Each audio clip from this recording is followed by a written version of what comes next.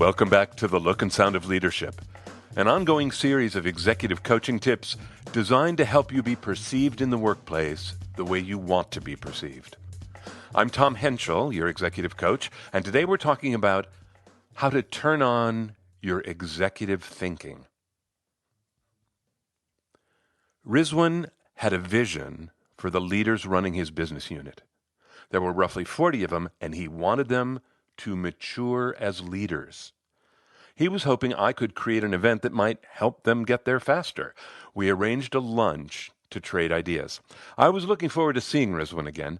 Currently, he was 2 years into his tenure at this Silicon Valley giant, but I'd first known him 10 or more years ago as a senior leader at a different tech giant. Back then, he had impressed me as razor sharp without being prickly. During the years since then, when I would speak about the look and sound of leadership, he was often one of the executives I'd picture as an exemplar.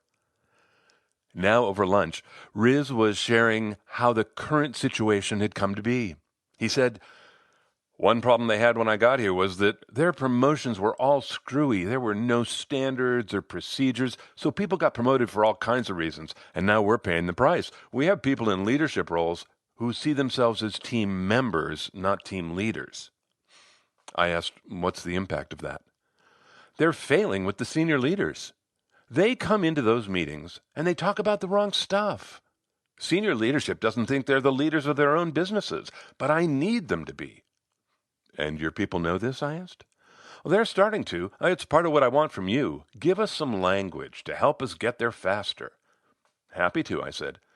So tell me, what do you want them to know about being leaders that they don't know now? He stopped and thought.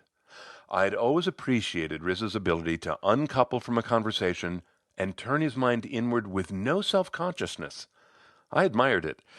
After a moment, he said, I want them to know 2 things. First, they have to start thinking like the executives think. They have to think from higher up. They're at the wrong altitude. They go in front of senior leadership, and they talk about every frickin' piece of work they've done, instead of just telling us, this is where we started, this is where we got to. This is widespread, I asked. It's most of them, yeah. It's the same when they report their work to me. They don't tell me the things I care about. I need summaries and analysis and opinions. But what I get are reports about that little widget over there that got turned 2 degrees, and I don't care. I asked, have you told them this? I'm trying to understand what they've heard and why they can't close the gap. I'm not sure, he said. The feeling I get is like taking a kid to the sidewalk in front of a skyscraper and pointing up. You say to the kid, that's the 40th floor up there. But you know he doesn't have a clue. He doesn't know what it's like to look out that window and see what 40 floors up looks like. And maybe my folks just can't picture what it's like to think about the business from that altitude. Well, wait, though, I said. If it were just a failure of imagination, how would anyone ever learn to think like an executive? Everyone has to learn how to operate at that higher altitude. You must have learned it somehow. How did you do it? He smiled. I had 2 great mentors. And it's what I studied in school, so I was thirsty for it. I said, so you learned it? I did, he said. But I was a hungry student. I believed some people thought on a higher level than other people. And to me, if that was true, those were the people I wanted to be with. It was an ambition of mine to think higher up. What worries me about my folks at the moment is that I am not certain they even know executive thinking is a thing. I can't say I'm all that surprised, Riz, I said. I hear this complaint about employees operating at the wrong altitude a lot. I talk about this with people all the time. Do you? He asked. Oh, I guess I'm glad to hear that. I don't know. So what do you tell people? I said, I have an analogy I use. It's based on the idea of clicking out on a map. You start clicked in. You see your house, your driveway, your roofline. That clicked in view is the level you're operating at every day when you do your work, driveways and rooflines. But click out a couple times, your house shrinks pretty fast, and the scope expands. That's where your boss lives in relation to your work. Your house is still on the map, but it's not as important as it was. And you click out 3 more times, that's your boss's boss. And your house might be visible if it has a pin dropped on it, but otherwise it's just too small. And the analogy goes on, but you get the idea. He asked, "Is that something you could do with us?" "Sure," I said. "I've done it with groups. It's a really helpful exercise." And then I asked, "You said there were two things you wanted people to learn. Altitude is the first. What's the second?" "Oh, okay. Here it is. They have to own their businesses. Don't come to me and ask me what you should do. Don't wait to be told. Make decisions. Make recommendations. Take a stand. Maybe we'll disagree. That's okay. That's what we're here to do. It's business. We're all trying to figure out what's the best thing to do, and we will. But the decisions should start with them, not me." "And why isn't that happening?" I asked. "I don't think people know the opportunity is there. I think they would take it if they saw it, but they weren't taught to think that way. They were taught to be cautious and ask permission, and that is just not what I want from them." "You think it's cultural?" I said. "It could be a lot of things, but whatever it is, it's killing me. I've got plenty to do without making their decisions too." I nodded sympathetically. "I'm sure you do." He went on, "It's like the old adage, don't bring a problem, bring a solution. Well, bringing me a decision I have to make is bringing me a problem to solve. It's giving me work, and you shouldn't be giving me work."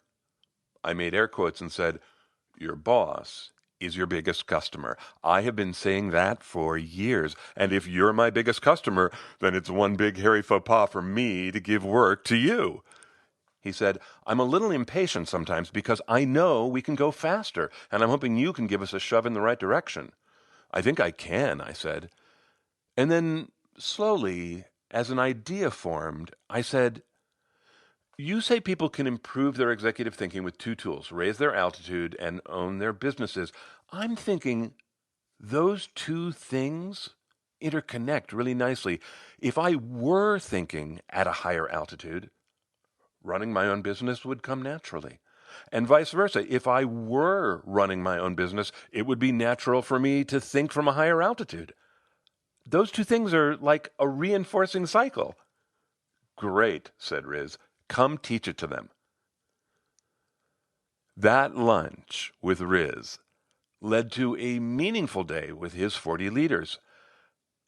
I'm going to share those tools with you in the next part of this episode of The Look and Sound of Leadership. That was very meta. I've never done that before. Okay, before I share these tools with you, a quick clarification about Riz's idea of running your own business. He wants people to take initiative, right? He wants people to make decisions. He wants people to move forward and then inform him. I want to just say not every senior leader runs their group that way. Personally, I think it's a healthy and powerful way to lead, but it is not right for every group and every situation. That said, I would like to give you a challenge. I would like to challenge you to ask yourself this question. If I made 10% more decisions on my own than I currently do, what would they be? And could I really make them? Ask yourself that question. Push yourself. This is part of executive thinking, which is what the whole episode's about, right? Okay, now, I'm going to tell you 4 tools that I took to Riz's team, and I'm telling them to you because I think you could do them with your team.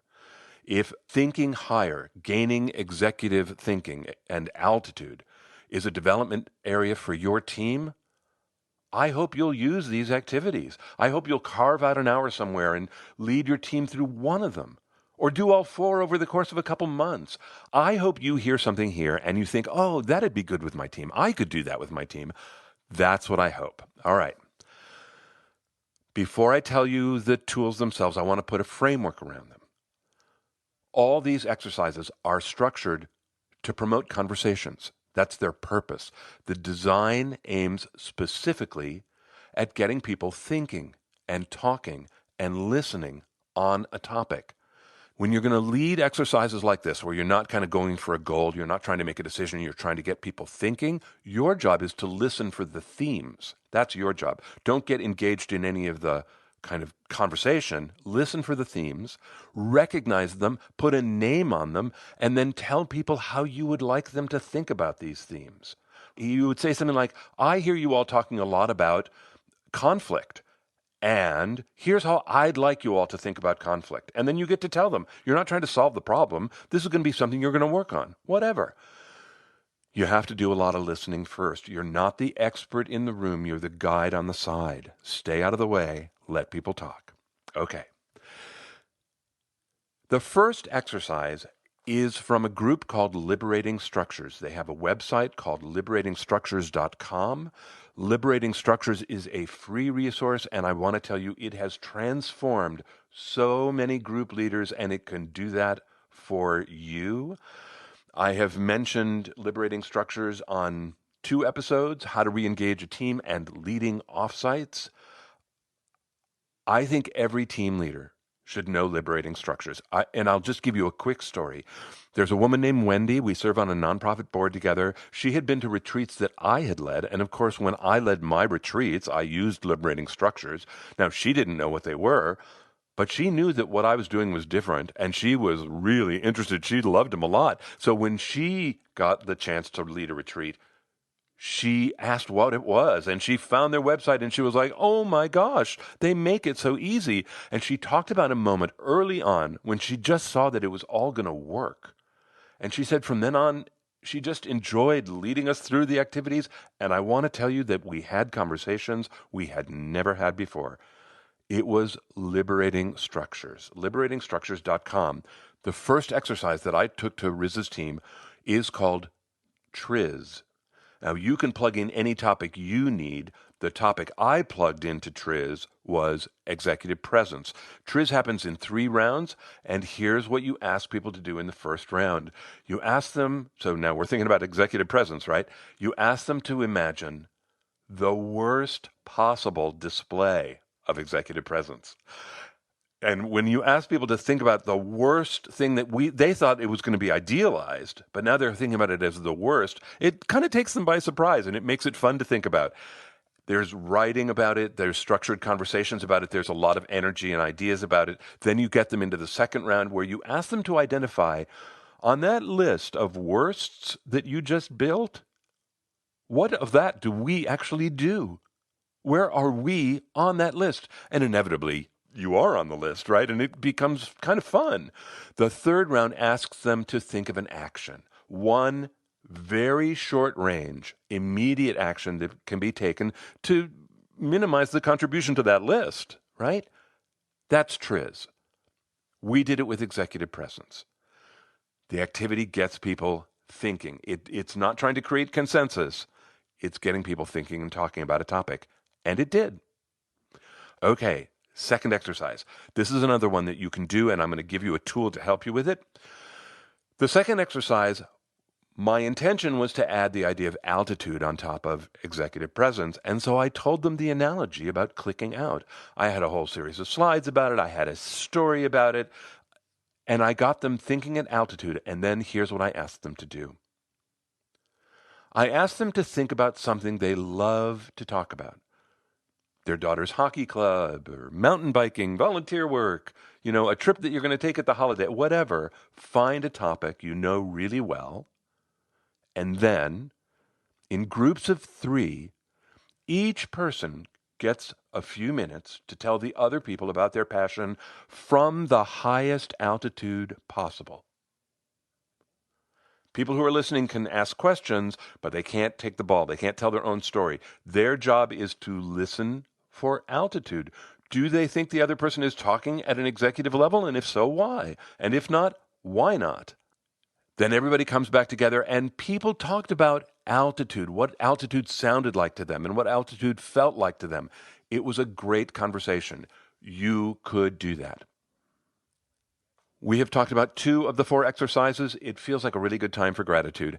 I continue to be so grateful for all of you. You all are so engaged. I love getting your emails. I love talking with those of you who reach out to me to explore coaching. I hope you know that one way I express my gratitude is to create free tools for you.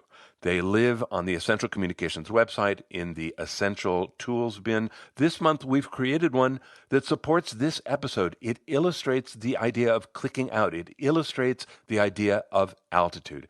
You could do the second exercise that I just talked about and use that tool. It's on the Essential Communications website, essentialcomm.com. It's essentialcomm with 2 M's.com. Please help yourself. I am grateful.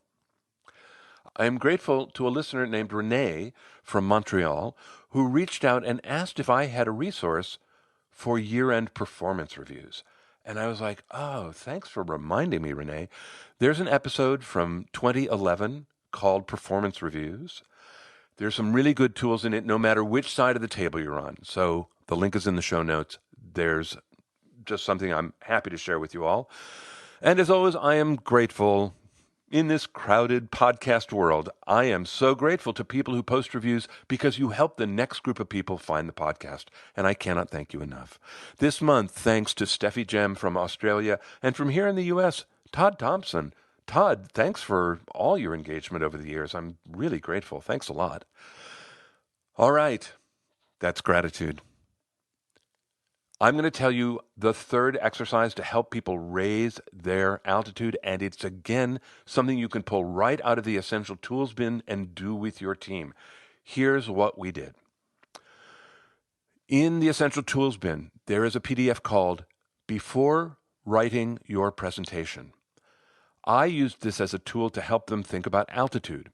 On this PDF called Before Writing Your Presentation is a list of about 20 questions that I suggest you should be able to answer before you make a presentation. I asked them to look at the list of questions specifically through the lens of altitude. If they wanted to speak at a higher level, could they answer some of those questions, most of those questions? And if they couldn't, how would they ever find the answers? Well, they rated themselves at about 50%. They said they could, without help, right now today, answer about 50%.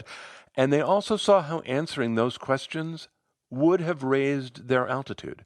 So they really got engaged in the idea of asking for help, finding mentors, getting people who will answer their questions for them. It was great to help them think at a higher altitude. That was tool 3. Tool 4, sorting and labeling. I taught them sorting and labeling. That took not even 10 minutes. And then I asked them to go back into their triads, the same people, and talk about that same passion, but this time put sorting and labeling on top of it and see, would it push their altitude even higher? And they found that, oh, yes, it did. Because that's what sorting and labeling does. It gets you thinking and sounding like an executive. Everybody loves it. If you don't know the sorting and labeling tool, please find the episode. Or if you want to learn more, Dave Stachowiak and I had a great conversation on coaching for leaders about how to make sense to others. The link is in the show notes. Or listen to my episode with Chad McAllister on the Everyday Innovator, where we really took apart sorting and labeling and really dived deep on it. Sorting and labeling is the fastest way to engage your executive thinking. Use it. It's great. I really hope that you want to break this code. I hope you want to learn this thing that I'm calling executive thinking. You could look in the podcast library. You could sort under executive presence or leadership or perception, how you're perceived. 5 episodes that you might listen to are Becoming Expert, Branding Yourself, The Executive, Executive Presence, 3 Pillars, and Sounding Executive. Those all sound great, don't they? The links to that and to all the resources that I have mentioned, they're all in the show notes, including Liberating Structures. Please help yourself. That's why I'm here. Okay, that's it from me. Until next time, I'm Tom Henschel. Thanks so much for listening.